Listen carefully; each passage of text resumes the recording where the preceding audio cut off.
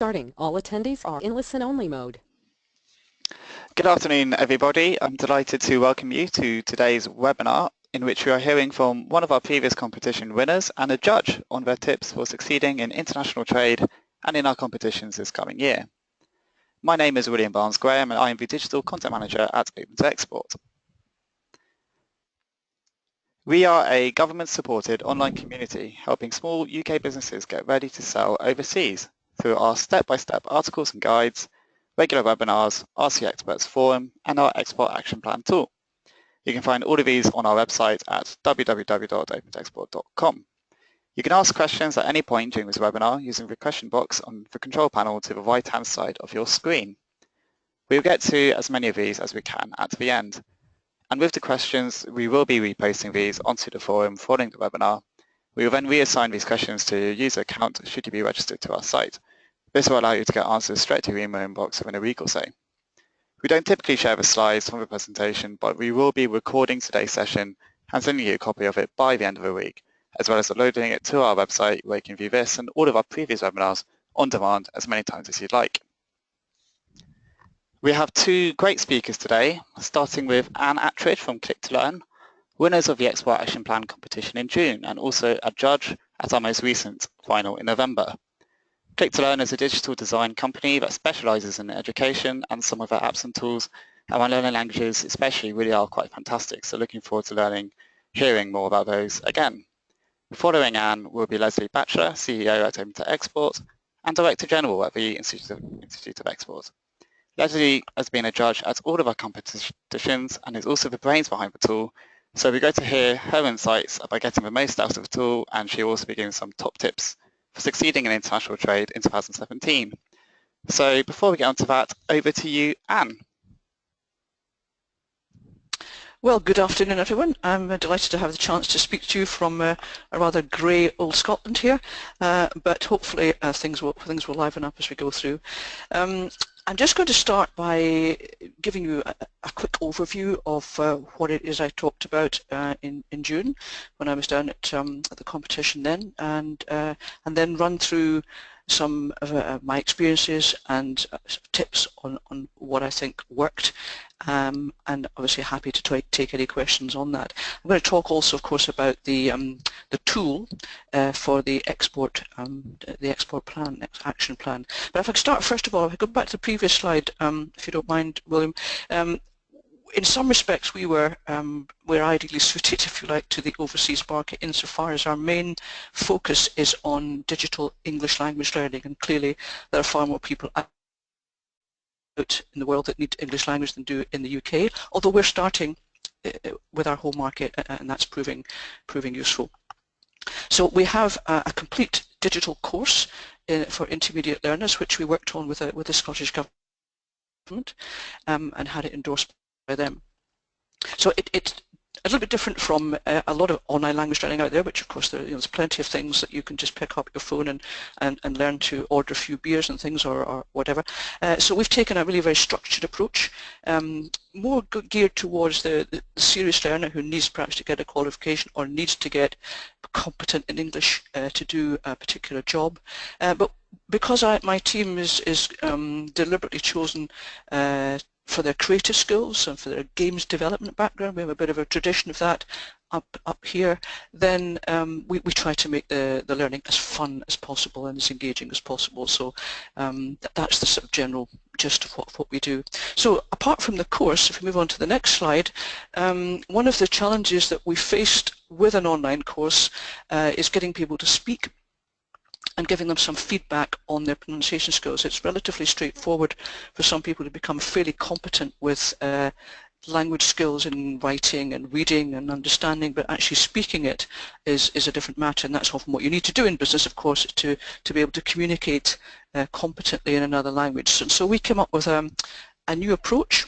It's actually currently in beta as an iOS app, and we worked with our local university, Strathclyde University, to basically take audio signals and to turn them into visual shapes. This may not in fact be the final design that we were still working on the interface, but the basic idea you can see there is that we have one shape per syllable, and we try to give an impression of the the intonation, and where the stress comes. That's the big green blob in the middle, so that if you're learning English and your language is differently formulated, differently put together apart from English, then where the stress comes is crucial, and you may not realise that. So that's what we're trying to do with that technology, and that of course is something that we will then develop and put into other platforms. So that's what I was talking about. If I move on to the next slide.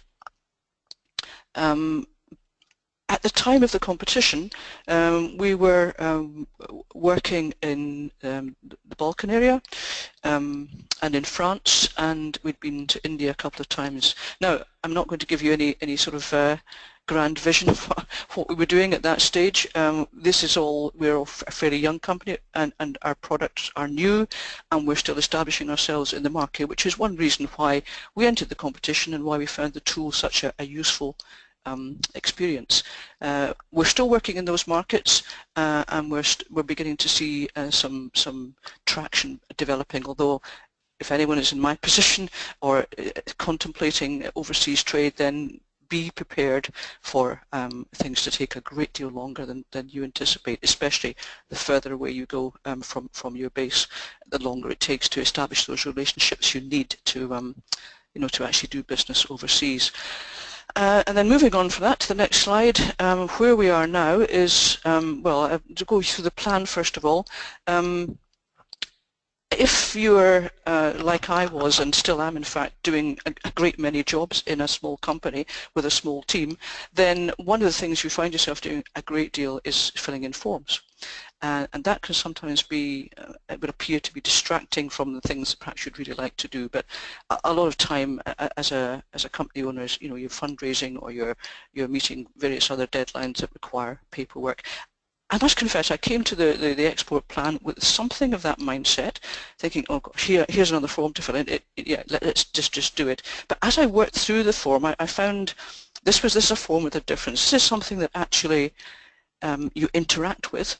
And I found that really, really useful, because it began to focus my mind and give me feedback on the ideas that I had, and it channeled my thinking into particular questions that are very relevant to doing business overseas. So I would recommend it, and I would say if you're daunted at the thought of filling in yet another long document, then do give it a go, because you'll find the whole process actually quite enlightening, and that was a pleasant surprise, if you like, to me, the more I ventured into the process. So it's a rigorous process, and it does force you to think about what you're doing, why you're doing it, and whether you have the means, or what means you require in order to actually bring anything to fruition. So moving on from that to what happened afterwards, to see the countries that we're working in, we're still working in. We've added, well, there's a little dot over there. We've added Hong Kong. I visited China just fairly recently as part of a delegation, really, from Scotland, of technology companies. Now that again is not a market that we're looking to enter quickly. There are various challenges, even greater challenges perhaps than there are with India, but it was as a first visit, and that's always necessary, just for you to understand the nature of the place, the culture of doing business, and begin to establish a few relationships, and it was extremely worthwhile. And we're also looking to work with a large distributor in the Middle East. Now this is something that in fact has been in preparation in one sense for over a year, and that again is an indication sometimes of the length of time it can take to bring something significant to fruition. But as a result of developing partnerships with organizations, then this opportunity has arisen out of that with a distributor there, and our software is currently being trialled by the Ministry of Education in Oman, which is something, of course, we could never have achieved on our own without looking to develop those powerful relationships with much larger people in our area. So that is that's one key thing that I think I'd like to emphasise, the importance of beginning to get those the key relationships in place and those partnerships that can enable you to reach markets that as a small company you simply can't do. You don't have the resources or the manpower or the knowledge to do on your own. So that's where we are at the moment, and I'd like to just moving on, give you one or two tips, if you like, that I think may have helped my own case in June this year. I think the one thing that over the last few years I've learned, and I've been put through various training programs which have been very, very helpful for this, and just the whole business of preparing a pitch.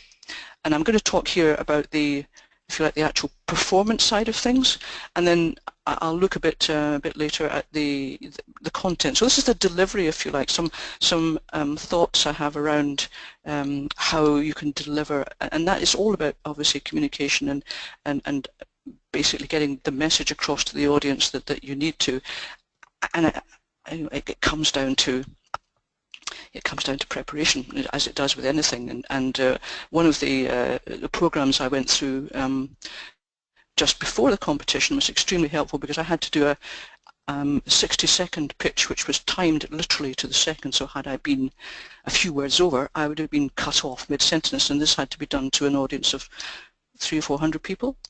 And that was just, it just forced me to practice to the point I could deliver that 60 seconds worth of pitch absolutely to the minute, knowing exactly where I was going to pause, how long it would take, and how to communicate effectively within that time. We'd had actually training, would you believe it, from somebody in Scottish Opera. You know, we had a trained opera singer giving us tips on how to actually deliver, from the point of view of voice projection, and how to control the sort of adrenaline surge that you might get in that sort of situation, because clearly it's not a natural situation to find yourself the focus of everyone's attention for that period of time, and you have to be able to control the sort of physical side of what's happening to your the adrenaline rush. So that's not something to be underestimated, and I think it does give you that confidence if you know that you're thoroughly prepared, you know exactly what you're going to say, and you've got it honed down to the 10 minutes or whatever it is you have,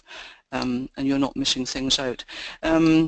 Alongside that, then clearly, there's a whole business of what slides you're going to show, and there's, I still see quite a lot of people putting up, really quite wordy slides, lots of text, which, and again, what you want the audience to focus on. Do you want them to read your slide, or do you want them to listen to you? So the two things really need to work together, and in that context, I found Steve Jobs' book really quite enlightening, and that's the title of his book on giving presentations. If you want to look at the best in the world, then you couldn't look any further. His pitches, of course, his presentations were theatrical performances, and people used to queue up and go and find out about the latest Apple product that he was introducing. So, and again, it looked incredibly casual, as he was, but behind that there was a vast amount of preparation, knowing exactly where he was going to stand, what he was going to do, what the lighting was going to be like at any one point. So it's just that level of preparation which I think can perhaps help a great deal in terms of a competition. And the other final, so this is getting more towards the message, if you like. When you have the more technical your product is and the more niche it is, the greater is the chance, of course, the audience haven't really a clue what you're talking about, don't know your sector, don't know your product at all, and there is a great tendency, because you're passionate about it, that you end up talking at length about that without really understanding, what your audience, how your audience is reacting to that. So if you have something complex, you really need to break that down and try to understand it from their point of view, so that they understand what it is you're actually bringing to market. So that's the first sort of set of advice I'd have on the actual performance side of the competition. Moving on from that, when it came to judging it, then obviously apart from the performance side, we're looking at just some key questions around taking something overseas. So again, I think I made this mistake on my first trip abroad, I was so keen to talk about what we'd done and how wonderful it was, or words to that effect. I didn't really listen enough to the customer and try to find out from their point of view what it was that they were actually looking for and how we could marry those two up. I think I've got a lot better at that now, but it is something that the more passionate you are about your product, perhaps the more the less likely you are to really listen as to why somebody else would want it. And they'll want it for different reasons perhaps that you haven't thought about. You really need to spend that time understanding that. With technology, then there are various routes to market, as there are with many products. We're selling B2C now in a small way, but our main business is B2B, and that's a fundamental decision to make. And with B2B, are you going to go private? Are you going to go to the public sector, depending on what it is you're selling? How are you going to sell? Through an agent, through a distributor, all these kind of questions. It's just that's a crucial sort of decision-making process around how you're actually going to get something sold overseas. Why, if you've got the world at your disposal, which markets are you going to target first? As a small company, you have to make those choices and have good reasons for them. What a process has to be gone through to work out, and the action plan will give you some help with that. Will help to narrow down and give you focus on where you should target first, because you usually can't do everything at once. There are always going to be barriers to entry. Some of them will be just different ways of doing business, different cultural issues, all sorts of practical issues. We don't have, of course, the practical issue of shipping goods around the world, for which I'm very grateful. But clearly, the more physical your product is, the more you have to think about all these issues as well.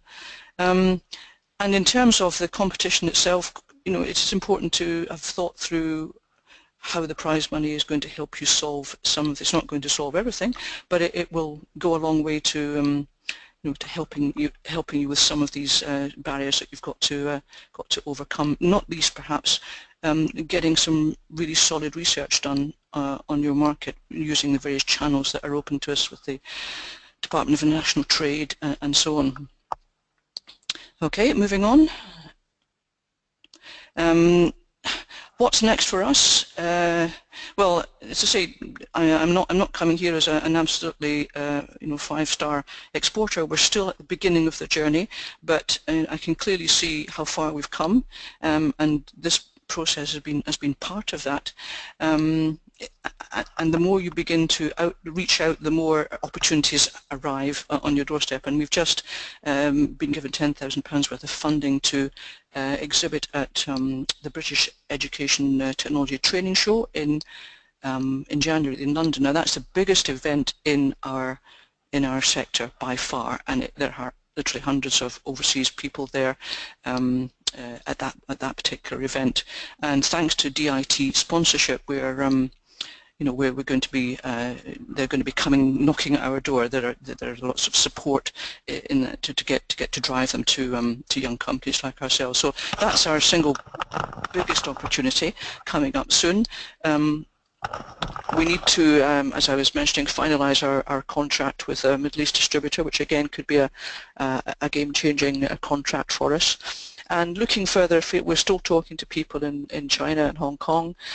We know there's a massive market there. It's the obvious market in some senses for English language learning. It's the biggest in the world for our sector, but it's also one of the most difficult ones to, again, it's a question of finding the right partners and the right distribution methods. So we can take that process forward slowly over the next 6 to 9 months. That's our plans. So I hope I've not talked too long, but that hopefully has given you some idea of our journey and the part that the action plan has played in that. So thank you, William. I'll hand over to you now. Cool, thank you, Anne. Once again, it's really great to hear more about your business, and it was a very compelling presentation in June, and once again it's really great to hear some tips from you today. So without further ado, I'd like to quickly move on to Lesley, who's going to give us a perspective from a judge and from a also experienced exporting kind of angle. Good afternoon, everybody. So we've entitled this, tips from a judge, and I'm not really sure whether I'm going to give you tips exactly, but I'm certainly going to explain to you why we created the action plan and what it'll do for you, and hopefully give you some tips about how to export, definitely. So, okay, am I ready to start exporting? That's the first question we always ask, and what we do across the whole of the website, and we'll show you a little bit more detail in a moment, we actually, against each question, we offer key considerations that we should have to think of as far as your own product and your own activity. So key considerations, do I have international demand for your product? And I'm sure all of you are seeing the Department for International Trade's advertising and their website, which is full of ideas and full of places that are actually keen on finding out more about British products. Then you have to start thinking about, do you have the resource, the budget, the staff to take that leap? Because it is a leap, and you do have to plan for jumping into these things a little. So will you have to modify your product? Do you know the costs of exporting, and will you be able to cover them? What do you know of the process, customs, tariff codes? I mean, that's all we're talking about at the moment in the current political situation. But then we're getting into packing lists and letters of credit and how you're going to get paid. And, you know, how are you going to reach those new customers and those opportunities, and how are you going to make sure you take advantage of it, and most importantly, how are you going to get your product delivered?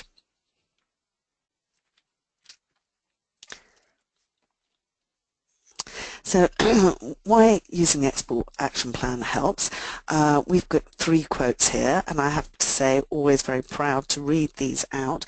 The Action Plan from Kim Pott of Funky Feet, who made the most fabulous music for young people to dance to, and actually was one of our finalists. She said it really helps you to focus on the different areas of export, signposts, which countries to go to, why. Terry Ollins, of Ops and Ops, who made shoes, it's a great way to organise what steps we need to take, think about things that we hadn't considered, and work out what we do need to research. And then finally, from Polka Doodles, Nikki Hall told us she was impressed with how the plan took me through the practical stages and kept me focused on track. It also gave me clarity on key issues such as documentation and capital outlay. And what we're trying to do is make sure people have thought through things. So the one thing we've learned from working with the Department for International Trade is that if people start to export and it goes wrong, that actually that's when they stop exporting. Okay, so how's the plan structured? The whole website, Open to Export, is distinctly designed to be everything about export. It has over 2,000 articles on there. It's got everything you can imagine in the way of advice and help, and it's open. That means you don't have to register. You can go online, you can find out whatever you want. What we have done is we developed the action plan along the lines of a journey. And the website itself reflects this too. We go through getting started, selecting a market, reaching customers, pricing and getting paid, and then delivery and documentation. There's a lot of information there about service industries and selling software, etc. The one thing we do find is that when people are searching for information, invariably they're looking for a detail about either the documentation or something that's going wrong with the delivery. So the action plan asks you to complete tasks and exercises along these 5 export steps. Each question is accompanied by prompts, video guides and useful resources, and at the end of each section you get to set yourself a set of actions. That's not as easy to say as you think. Once you've completed these sections, you can then generate a PDF report. So when you go through and you're answering questions, the great thing we have is each task that you're given has the following support and advice, and there's always a video guide, because we know that it's much easier to listen to somebody else than it is to read all the time. It has a set of useful prompts that are in pale grey, but just give you a rough idea of how to start using the site. And then there are useful resources which can actually explain in more detail each of the topics that you were covering. So in this instance, it's how do I prioritize my offerings to sell abroad, and which offerings should I focus my export efforts on. Okay, so when we're setting the actions, these actions can be anything you want, and the dates you set should be realistic, and they should actually help you to understand the balance and also the chronological order in which you should be doing things. At the end of each section you get a chance to put these actions in, and then at the end of it your action plan will collate them for you and put them in the right order so that actually you can see what you should be doing, even though you're working in different types of sections. Some of it's about reaching a customer and some of it's not. So up until this point, we don't really ask you to register with us. We are absolutely hands-off, so that we try and make it as easy for you to join us as possible. Literally, you ask a question, it will take you directly to that answer or take you to the site, and we don't ask you to click through various stages to get there. So it's free, easy to use, and it doesn't take long to get started. The action plan itself starts to ask you to register, and this is because the sort of information you feed into the action plan is personal to your business, and actually we store it for you safely and securely so that you can go back to it and work on it as you work through your action plan. It's not a question of having to do it once you've started. You can do the first stage and then put it to one side and go back to it when you have time. We know the businesses we're working with are very, very busy. So under the Getting Started section, the first thing you're asked to do is conduct a SWOT analysis of your business, but this is a SWOT analysis about whether or not you're ready to export. And it looks at all the different things that might be considered a strength, a weakness, and what various opportunities are. And all the way through this there are links and issues that you can check up on within the website, take you back onto the website and then back into the plan again. It gives you an overview of what products you would export and how to prioritize them, and also we begin to take you on the journey of understanding how an export price is different to a UK price. So the next stage we start looking at is which market to select, and we encourage you through this section to shortlist markets to perhaps 3. You'll see in the market selection tool that there's an opportunity to find the flag and actually put that over the top of your selection, and during the market selection tool process we ask you to prioritize your own skills. You'll see there's a heading called My Rating. You rate your own company as to what your abilities are like, and then you think about the market which you're going to, and in this case it's quite clear the company thinks that they don't have huge abilities to translate documents or collateral. They've rated themselves as a 3, and then you'll notice they go to Japan and they have an even lower mark there.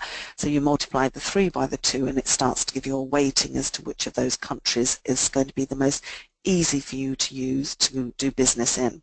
And it rolls down, it goes language, it talks about payment, it talks about marketing. I think marketing, that's right, it talks about the legal aspects, the logistics, and insurance issues too. And remarkably, this market selection tool comes back and tells us that South Korea is a good option to go to, and that's obviously based on that company's experience. We also talk to you about researching how to reach your customers. We look at what you do within the domestic market, what lessons you can learn from that domestic market, and then how you're going to consider your new international market and how different that's going to be. We start thinking about the methods you might be reaching your customers with, and working out why they're going to buy from you. It's about being culturally aware as to what's going on in that market. We spend a lot of time thinking about pricing and getting paid, because obviously there's absolutely no point in doing any of this unless you're going to get your money in. So consider your pricing strategy, and we also begin to start talking to you about pricing for positioning your product in the marketplace rather than simply a cost plus issue. Again, we have a working tool which is very useful. It's a capital exposure calculator. It's like a Reading reckoner, and you work your way through that, and you answer questions. So we encourage people to always put a term of time on your quote. So whenever you're quoting, you say how long that quote is valid for. As new businesses, it's a very easy mistake to make that you forget to actually put a time on it, and then somebody will come back to you and a year later perhaps and insist on having that contract because you've made the offer. As soon as you've timed it, you start putting a term on it, it works better that way. It means that you're not trapped into that and you've got a chance to re-quote. Working through the capital calculator, we start thinking about how long it's going to take you to fulfill orders, how long it will take you to manufacture or get the goods in, and potentially how long it might take you to ship, complete the paperwork, etc. Leading through down to the end where the stages 1 to 7 tell you what time to take along to your foreign exchange bureau or to your bank, and that will help you to actually determine the right price for your currency exchange. Very often people nowadays want to work in a different currency, especially with the different fluctuations. It's difficult to keep putting the onus on your customer all the time to bear that cost. And stages 2 to 7 tell you how long your working capital will be exposed for. It's always worth pointing out at this point that actually everything, as Anne says, takes a lot longer than you think it's going to take. Delivery and documentation, again, we have to think about which mode of transport you're going to use if you do have a physical product, and indeed what sort of paperwork you need to complete, whether you have a physical product or a non-physical software or service that you're providing. You also have to think about your liabilities and obligations, and the first two tasks are not necessarily required for services and software, but certainly the obligations are. Okay, so we've been through the whole journey. It's been a bit of a whistle-stop tour, and what you're going to do now is you're going to click on the part of your plan that says Generate Your Action Plan, and at this point you'll get a chance to upload your logo, which is great, and it means that it personalizes your plan. It shows you that you've completed everything, or you haven't completed something, gives you an opportunity to complete it, and you can generate your report. And that's either held there, and obviously you can print that out, or you can actually also upload it to our competition. And Anne, as you know, was a competition winner, and it's a great competition, and we find that people really enjoy entering that.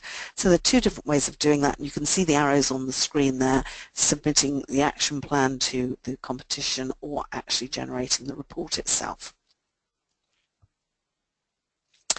And this is what your report will look like. This is one we prepared earlier. This is William's action plan.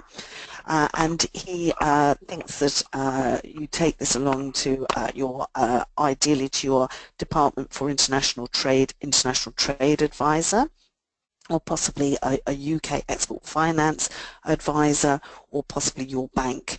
What you really need to do is find out where they all are, and there you can see miraculously on your screen, to find your nearest advisor, you go to this contact us, contactus.trade.gov.uk subfinder. It will help you to understand where there's help and where there's always someone who can make sense of whatever's going on in your international trade journey. And here we have our next competition, and as you heard earlier, it's a great focus. It works really well. This time we're going to have a lot more competitions going on across the country. There are brilliant showcases to enhance your brand. We do a lot of PR with the companies that are going through the process. You maybe even win £3 and a website rebuild whilst learning 5 key steps to expanding your business overseas. We're proud to launch a new series of competitions in March designed specifically for your sector or region. This way you'll be networking with your peers and you'll get a better chance of winning. The deadline for the action plan is 30th of January 2017, with multiple finals taking place across the country from the 6th to the 24th of March. What are you waiting for? Start your action plan today and win. Entering the competition is simple, and as you can see, it's great fun, and everybody that joins us for the day gets huge benefit from meeting the judges, but also meeting other candidates too. Okay, so what are the judges looking for? I think the thing that we're definitely looking for is coherence. You get 10 minutes to tell us how you plan to use the money. We want you to have a strong understanding of the market that you're going to approach, and I suppose most importantly we want you to show some enthusiasm and energy, because the one thing you need when you're going internationally is lots of energy and enthusiasm. Okay, and these are my tips for exporters. And to be quite honest, it's not just 2017, it's for the rest of your life. Try and spread your risk. Don't put all your eggs in one basket. Plan your currency transactions. Take advice on this before you offer in another currency. Everything takes longer than you think in international trade. Keep good records, because we know that HMRC and the tax collectors will take up to 6 years to come back after the event, so make sure you can demonstrate the goods have left the country, or that you don't have any more further responsibility in the risk of that product. Compliance is an essential part of exporting and importing, so beware of your responsibilities, and by compliance we mean adherence to standards, to paperwork, to major issues, especially with the security issues that are going on around the world. Remember, your price should reflect the position you want to take in the marketplace, not the lowest price you can offer.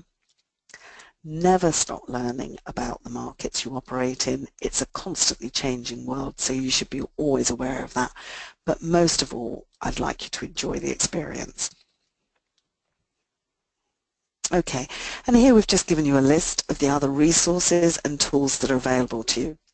The Department for International Trade works with UK-based businesses to ensure their success in international markets through exports.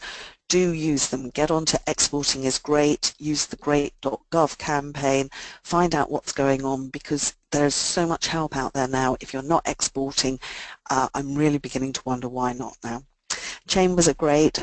Trade associations have a lot of sector-specific advice and can support you in your specific sector. If you're not part of a sector, don't worry. There's Enterprise Europe, there's the Council for British Chambers of Commerce in Europe, it's the Intellectual Property Office, UK Export Finance, even HMRC will help you.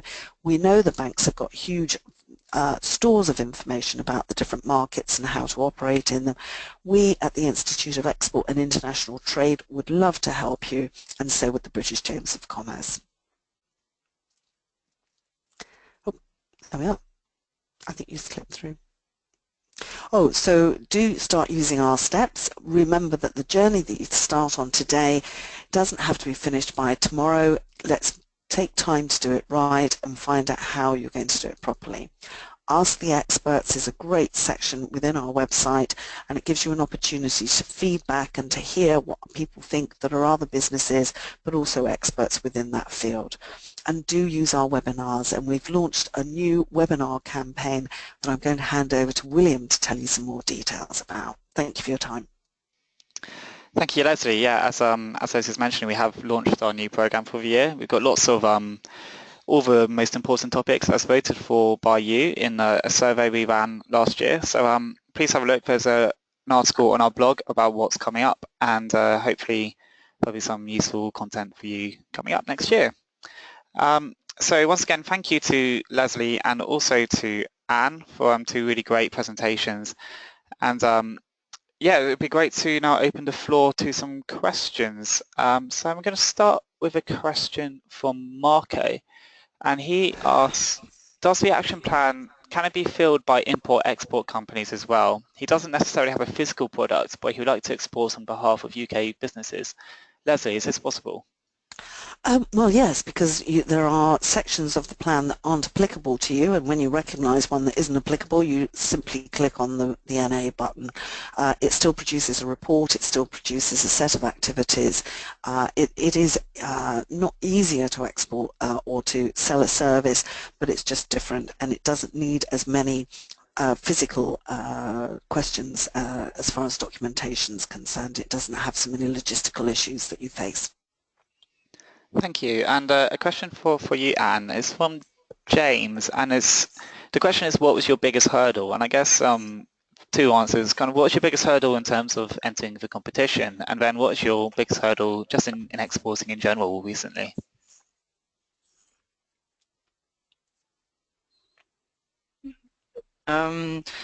time and resources, and so that I think it's particularly important, certainly from where we are as a small company, that we retain focus, but at the same time keep a balance between what we're engaged in at the moment and also what plans we need to take for the future.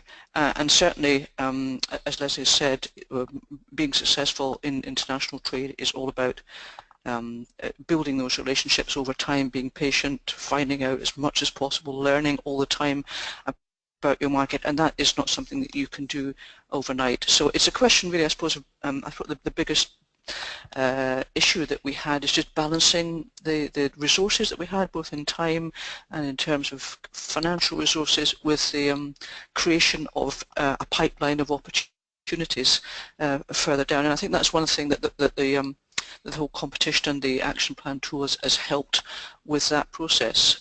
So I would certainly recommend that as part of the journey that you take if you're at the beginning stage of wondering about how to and where to break into an overseas market. But it is a question of trying to maintain that balance between what you're capable of doing with the resources you have and what you want to achieve in the future. And that will depend, it will vary from company to company in terms of company size and support, but do use all the support mechanisms open to you that Lesley's mentioned in terms of international trade advisors, because these are extremely experienced people and have met this sort of issue time and time again and can help you through that minefield. Okay. Cool, thank you, Anne. And another question for Lesley is about the action plan competition. It's from Mandy, who says she wasn't able to get into the final last year, but how many times can you kind of enter into the competition?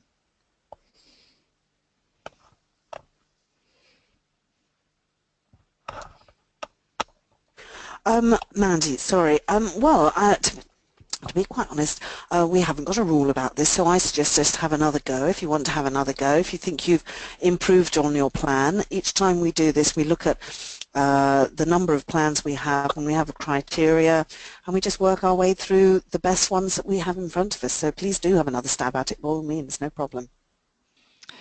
Yeah, and just to say, I mean, the action plan, once you've completed it, you can always go back in and edit the report, and you can, it's a working document, we like to call it, so it's very much, hopefully you can evolve it as your business and your exporting plans evolve.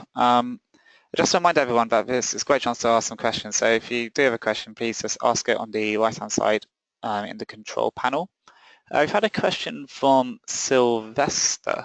And the question is, when your working capital is stretched, what can you do in the short term to cover costs? Lesley, do you want to start on that, and then Anne, it'd be good to hear from your experience.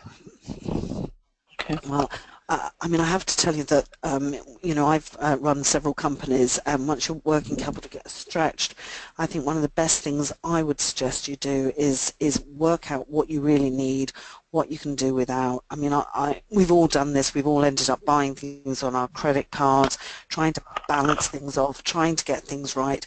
But I have to tell you, the best thing really is to put it all down on paper, face the reality of what it is you face, and then go to your bank and talk to them about what you can do, or go and speak to seek some sort of help on this. Working capital never goes away, and when you're exporting it takes longer to get paid. Everything takes longer, so it's not just waiting for the order that takes longer, it's actually processing the orders as well. So my advice would definitely be to, and also take the action plan. I've had a couple of banks say to me, if people came along to them with that logical thought as to how their working capital exposure has been calculated, they'd be very pleased to talk to them some more about what they're doing. I hope that helps. And Andy, have you had any experience of that? Do you have any kind of tips in terms of working capital and managing that? Yes, I think we face that issue all the time, and of course it will vary in terms of the support and mechanisms you have around you. I'm fortunate to have a very experienced chairman, a part-time accountant working purely for the business as well as a business development manager, and they help to keep me on track in terms of prioritising and working out, you know, the financial value of opportunities as they come along before you launch into them. And I think it is that sort of stepping back sometimes. The way we are trying to work, which seems to make sense to us as a small company, is to develop partnerships with organisations that are perhaps based in the UK, but have or can link us to partners overseas where we're not taking so much of a risk in terms of developing relationships with people we don't know, or are encountering more currency difficulties in terms of financial transactions. So, you know, it's that business of route to market. You know, where is the money going to come from, even if you do get the order? So that's a very, very important decision to make. You know, who you partner with. I mean, we've made the mistake of parting with cash that hasn't yielded anything because we've chosen the wrong people to work with, and I would certainly try to avoid that in future and be a lot more wary about, you know, who you spend your money with in the first instance and where you spend that, and that would help to conserve what resources you do have for, you know, to channel them in the correct way. Okay. Thank you. It's a Friday afternoon, so I'll try and not keep everyone too long. So I'll ask two more questions. The first one is for Anne, and it's about selling software. It's from Louis, and he says, what actually are the practical issues selling apps kind of overseas? Because I mean, obviously the App Store is quite an international thing anyway. So what sort of issues come up selling software as a service kind of internationally? Yeah, well, we don't actually deliver our product as an app. It's a web-based product which can be delivered on all devices, but it's not available in the App Store. It's not available in Google Play, and we've deliberately not done that because our business is primarily B2B. And therefore, you know, there's not much point in trying to sell the same product in both ways at the moment. And what we tend to find customers want with us is some kind of customized version, and you know, with a digital product that's something you can offer, so they do feel a sense of ownership with what they're getting, even if it's a question of branding it for them, and we prefer we've made a strategic decision, if you like, to go after high value B2B contracts, certainly rather than initially than go down the consumer route, partly because we don't have huge resources to spend on marketing. If you're going to get into the B2C market, you really have to have about you know, a pretty healthy marketing budget to be able to, even for you know, social media marketing these days, it really needs to be paid if it's going to be successful, and that's another reason for you know, delaying that as far as we're concerned at the moment. The other issues, in terms, maybe technical ones, in terms of well, the further away you go from Europe, then obviously you may have issues to do with IP. You may have issues to do with actual delivery. You know, that's certainly one of the barriers to entry that we'd have with the Chinese market. There are only about, as far as I understand, 3 points of entry for the internet in China, and we would need to bring on board a Chinese hosting company that we could trust and pay to deliver our product with sufficient bandwidth, speed, that we can rely on elsewhere. So there are technical things that we need to solve for specific markets, but as I say, we're primarily concentrating on B2B at the moment. Thank you, Anne. And the last question I'm going to ask is from Zachary, and it's how long does it actually take to do the tool? And kind of for Anne, I suppose, how often have you gone back into the tool since winning? Do you want to go first, Lesley? Or shall I do that? Well, yeah. I mean, the tool, as far as I can see, it's as long as you invest in it. You can do it quite quickly if that's what you want, and if that's all you need, that's great. But we can't guarantee that people that only spend 10 minutes on it are going to get through the competition exactly. But if it gives you what you need to work with as a working tool, as we try and get people to use it as an action plan, you know, that's brilliant. It's as much as time or as little time as you want to spend on it. Yes, from my point of view, I think one of the things that I found useful was being able to do some of it and then come back, because quite often, you know, when you leave something, come back a day or two later, you might have a slightly different take on it. So that's one thing. You don't feel you have to rush through the whole thing and do it. I would in fact recommend that you take a bit of time and do it in several sessions rather than just try to cram it all into one. Have I visited it since? I have to confess, not a great deal, but I do remember the process, and I did revisit it recently when I went down to help with the judging, just to remind myself of the whole process. And like any business plan, as William said, it's a working document, and the more you work with it, then you know the more it helps to shape your thinking. Cool. Well, on that note, I think it's probably time for us to wrap up and let everyone enjoy their kind of festive weekends. So thank you once again to Anne and Lesley. Really great to get some tips and insights. And yeah, thank you once again. Thank you. Thank you. So I'd like to remind everyone that we will be posting these questions onto the forum in the aftermath of this webinar. So please do keep your eyes peeled for these, and let us know if you'd like to withdraw your question from this process. And as we mentioned earlier, looking to the future, we have just announced a new program of webinars for the coming year, which has a broad range of the topics you most wanted us to cover based on what you told us in a recent survey. The first of these is on January 17th, and we'll be covering Brexit and what exporters will need to know about it in 2017. So a nice easy one to get us started there. Amber Road and Enterprise Europe Network will be presenting on this session, and it's sure to be really fascinating. So please have a look. Go to opentextport.com/webinars for signing up to that. That's all from us for now. Please take a survey as you exit to let us know what you thought of the webinar and give us any suggestions for improvements on future topics. And all that's left for me to say is from everyone at Open to Export, we hope you have a wonderful Christmas and splendid New Year, and we hope to speak to you again next year.